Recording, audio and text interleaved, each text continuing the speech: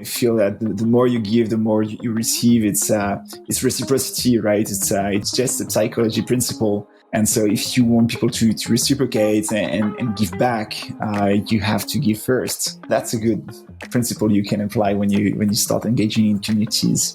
Hi everyone, you're listening to Scaling Dev Tools. I'm joined today by my friend Flo Merian, who is one of the maintainers of Developer Marketing Community, which of course you should all be in. I'll put in the notes, and is also someone who's just done a ton of product hunt launches, works with loads of startups on product hunt launches. So I wanted to get Flo along today to share about how to launch on Product Hunt.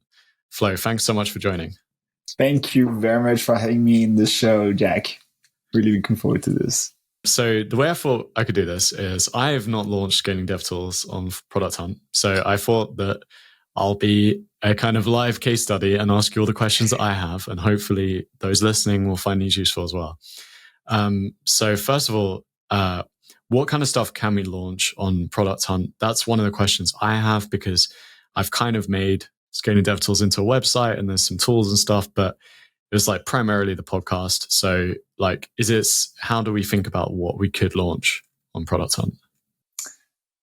That's a very good question. And to be upfront, no, you can't launch a podcast. You can't launch a book or just a list of tools on Product Hunt.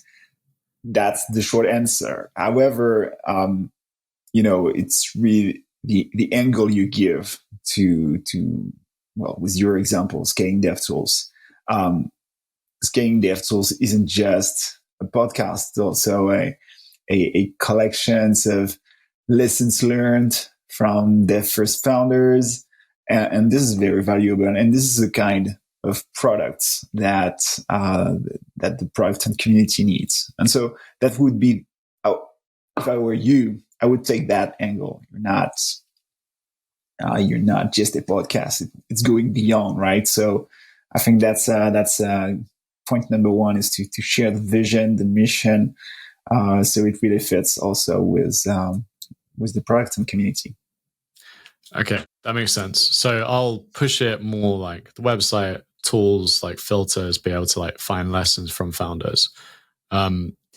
So what kind of things do well on Product Hunt? Like how do I think about it doing well? So again, very good question. Right now, what's really trendy, obviously, is everything artificial intelligence. Although you always have counter examples, and I think that's the story of Product Hunt. Most of the time, you read here and there the very different stories, successful ones, and also failures. I think that's one of the biggest lessons I learned hanging out on Product Hunt is that there is no secret sauce. So if you have a good product, no matter what's your topic, if you have an existing audience of engaged Product Hunt users, launching a Product Hunt would probably work anyway. So what's working ultimately? I'd say as far as you have a good product and as far as you have an engaged community, launching on Product Hunt could work. So would you say most of the attention comes from your existing community for most launches? At least that's the starting point, yes. So just to have a quick idea of how it works on Product Hunt, I consider it as a 24-hour marathon. So you have to make sure to maximize exposure during the first roughly 4 hours.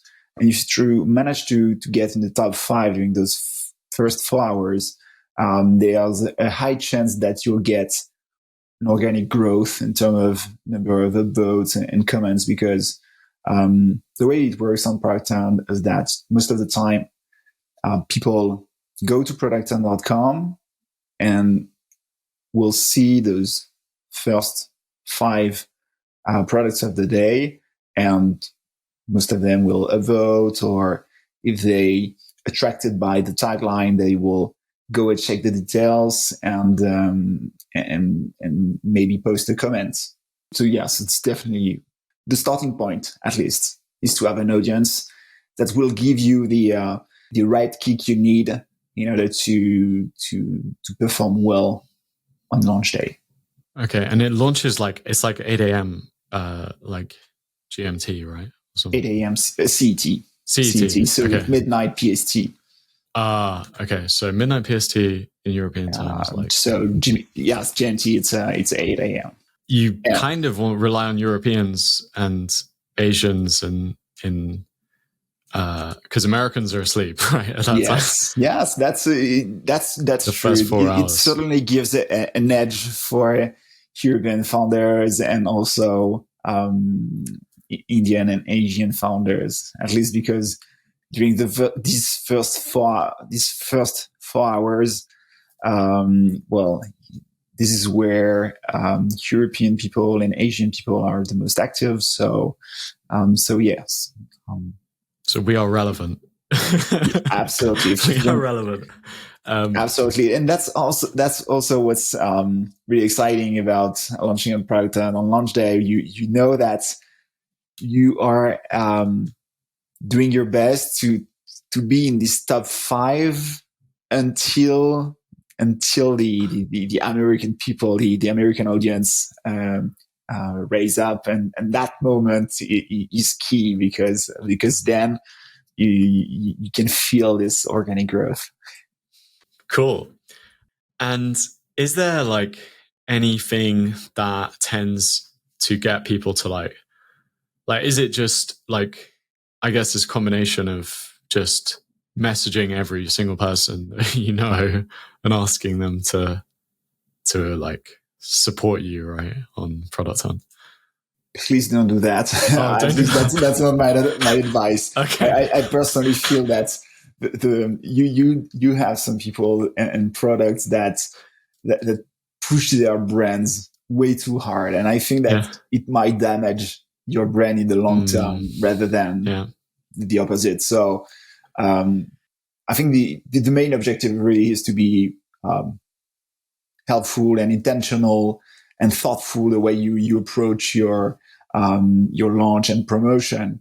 So the objective isn't to message every single person directly on or worth outreaching to people on LinkedIn and Twitter. It's really about warming up your own audience. Just maybe you can share publicly what you're working on. You can share behind the scene images and fun facts, and that will help also make your audience ready for the launch day and really feel excited about your launch too. And if you manage to create this, there's a high chance you'll succeed on your launch day. So what would be like kind of tangible examples of that? So just to give you concrete examples, I had the opportunity to collaborate with the Documento team for the first product and launch, and the second one too. And so Documento is an open source DocuSign alternative. And when the team first launched, what they did was they hosted an MAA session on Product Hunt, so the week before the launch, and that was a starting point to start engaging first with the Product Hunt community, and also because they leveraged it on socials and especially on Twitter. That was the starting point to raising awareness for their audience. And so, I remember when they launched, it was on a Sunday. People, and me included, were like super excited about the launch and looking at how people react with that launch and so on. That was a fantastic feeling, and basically that's how you can start warming up your product launch. What is like an AMA like? Because if I was like, oh, what, I don't know, like, what would people want to ask me? I don't know, like. Yeah, it's really simple. You're Jack. You're hosting Scaling Dev Tools. You interviewed dozens of awesome founders of their first companies. Ask me anything. That's a great topic. I'm pretty sure that people will be curious enough to ask, well, literally anything. Okay, and how is it free to do the AMA? Absolutely, it's just being part of. It's just really part of the being part of the community. So there's even a section dedicated for this. So literally anyone can join the community for free and can submit discussions. And this, if you mix it with your engagement on socials like Twitter, this can work in a very fantastic way. Okay, so maybe I should do like an AMA on the day that this episode comes out, and then please come and ask me something. I'll do it. Well, so two things. The day you launch, you'll have dozens of comments, people who would be really supportive and also enthusiastic about your launch. So I would say, because you're a solopreneur, I would say that hosting an MAA session the day you launch might not be the best possible. But could I do like an AMA on the day that this episode comes out, and then do like my launch like a week later? These, or you can submit, you can start your MAA session and say, okay, this is me, Jack. I'll launch in a week and I will reply. Drop your questions here and I will reply to them on launch day, which is January, February, XYZ. Why would I do that? Would it be like that it creates more buzz? Yeah, maybe you just don't have the time to spend time on product hunt. You just start the discussion and feel it and reply to answer the questions the moment you feel the more at ease. So if you're not super active on product, and that's totally fine. You can just start this discussion, share it on Twitter, maybe share it on communities like the developer marketing community, and say, hey, I'm about to launch. I started this MAA session. If you guys have any question, join the discussion. Okay. And so that could be a tactic and also a way to raise awareness and to make sure that everyone save the date and mark their calendar so they can support you on launch day. Yeah, that makes sense. Okay. And then on the launch day, like, I see a lot of people post it like in Slack channels and stuff like that, and like Twitter, and people like, DM you and all that sort of stuff. Mm-hmm. What other places are good to like promote your launch? Again, that's a really good question. And honestly, my feeling, again, it's not to push your brand too hard, because that could really damage your brand. And obviously that's not something you want. No. There is one quote that I really enjoy. It's from Harry Dry from Marketing Examples. Harry Dry, yeah. He's in London. Very nice guy. He says that your launch day is the day your karma comes full circle. So basically, if you drop a link to your product launch on a community or place, it could be a Reddit, Slack, Discord, you name it, a place where you have little to no karma, you probably won't have any engagement from these actions.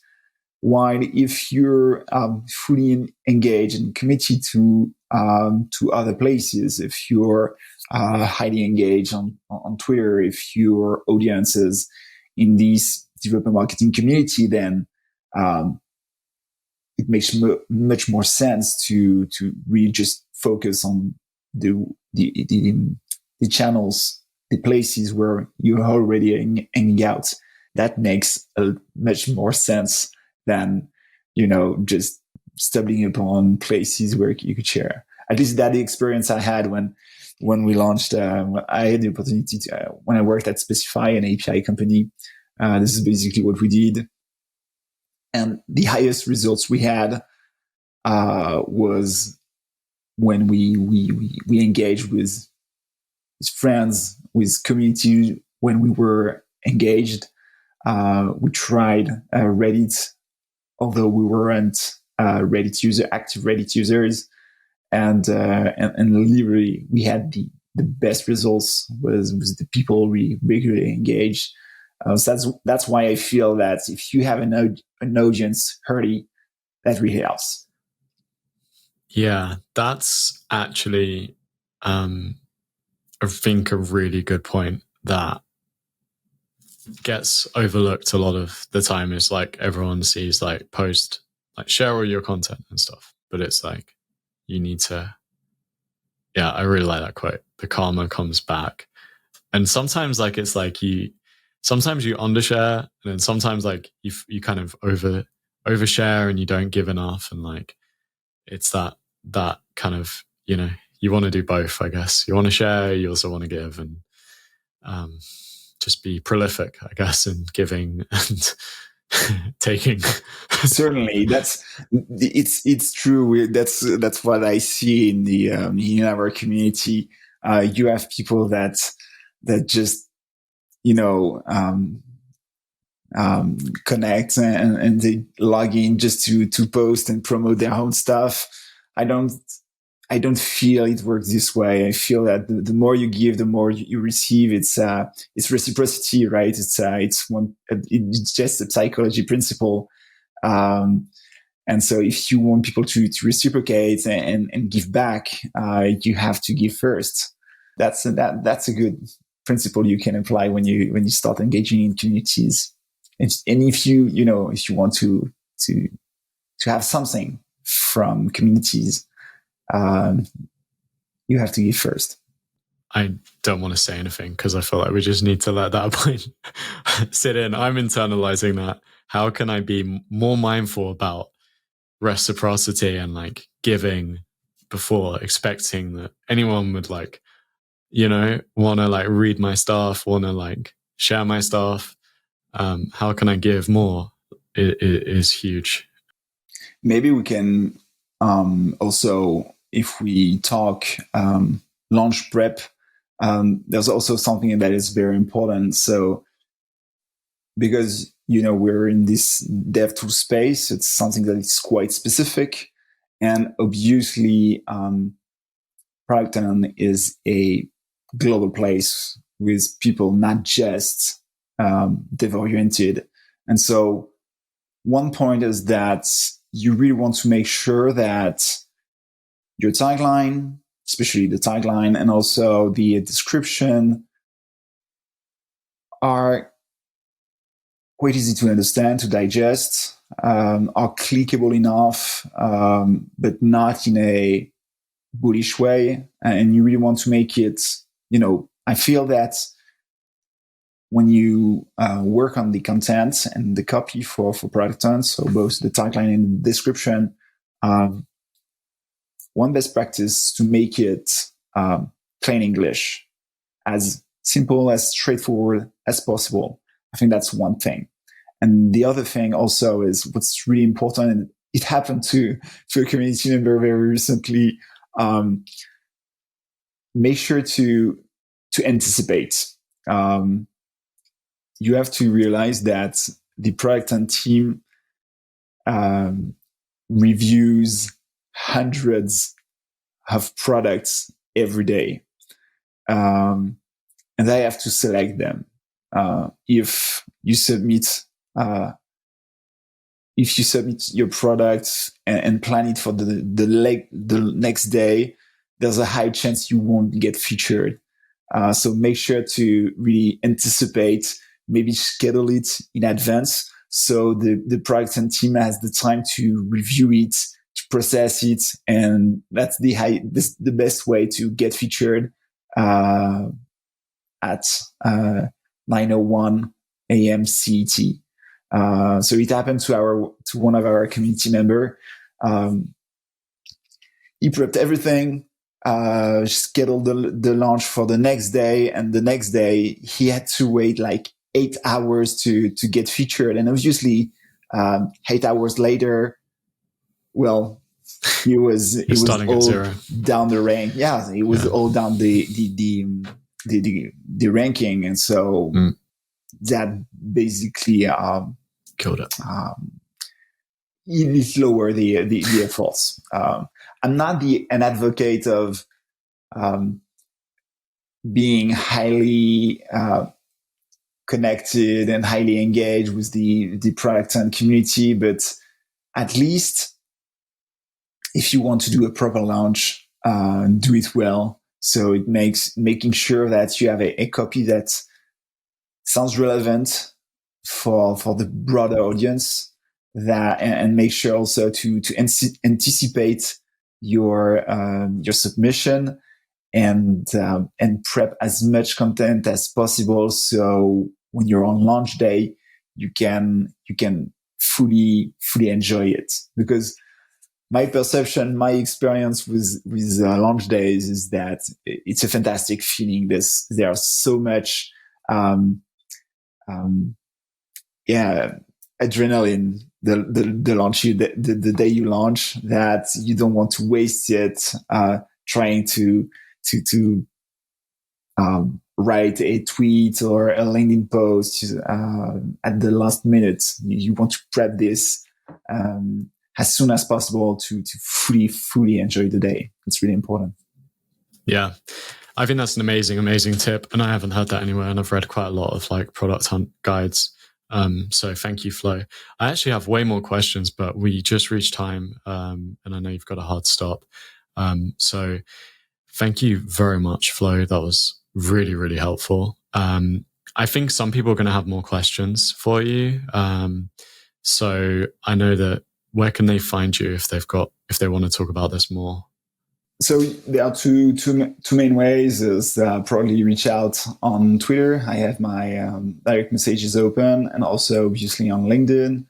That's F Merian, right? Yes. Merian. Absolutely. And then if you're into the DevTool space, feel free to join also the developer marketing community, where I'm also quite active. And people can reach out anytime. I'm more than happy to talk all things product marketing, product and product marketing. Amazing. And I know that you're potentially, at the time of this recording at least, open to opportunities. So if there's any really good dev tools, I think they should reach out to Flo as soon as they can before the opportunity is gone. So yeah, thank you very much, Flo. Thanks everyone for listening, and we'll be back very soon. Thank you.